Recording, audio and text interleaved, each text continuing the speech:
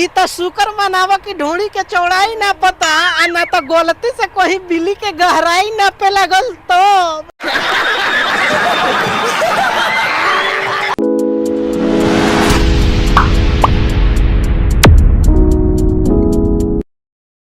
का हाल में भाई लोग, हम आशा करत तानी कि रउआ लोग ठीके हो खब। आहे चंपक लालवा के एगो गाना आइल ह, देखनी हो कि ना? नहीं। अरे ना देखनी हो तो चली ना, संडा के तेल लेके रेल दिहले जाओ। चलो भाई। हाँ तो कलाड़वा निकाल के चाटो। हमको नहीं पता। अब एमे कहे वाली कौन बात बा कि जिभिया निकाल के चाटता। एकर तो बचपने से आदत न बा चाटे के। अब ई बात अलग बा कि पहले कुछ और चाटत रहे, अब कुछ और चाटता। तो पानी छूटत होई। आइए देखते हैं, बैठ कर मजा आएगा।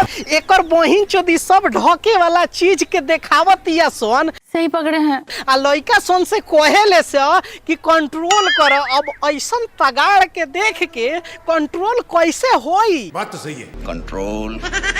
अरे नाना, अब कितना कंट्रोल करी सोन? हमके पीछे से धारेला।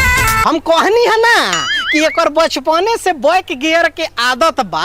यही से पहले जवन एकर पीछे धक्का धक वाला जवन बिजनेस रहे वो बंद कर दिले बा, काहे से कि स्टार सिंगर जे हो गइल बा। मार चोद दिए भैया जी हम तो। ढूढ़ी के चौड़ाई न पता। Once more, once more. ढूढ़ी के चौड़ाई न पता। अब तोहर इतना बढ़िया चौड़ाई बा तो के छोड़ी? एहे रहा नहीं जाता, तड़प ही ऐसी है ना। आ चौड़ाई जब इतना बढ़िया बा तो गहराई कितना बढ़िया होई। आ एकरा से अगर फुर्सत मिल जाई तो तनी हमनियों के गहरैया नपवा ले तू।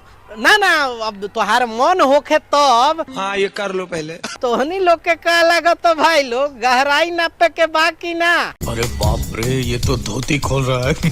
तो चली तो नीचे जाई तो कमेंट करके बताई तो मिला तानी अगला वीडियो में। ठीक है। अगर ये वीडियो फेसबुक पेज पर देखा तानी लोग तो मर्द जाई ना, पेज के फॉलो कर ली, बढ़ते नहीं के फॉलोअर्स भाई।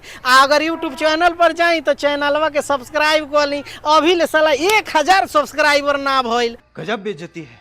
मिला तानी, बाय बाय, टेक केयर, जय हिंद।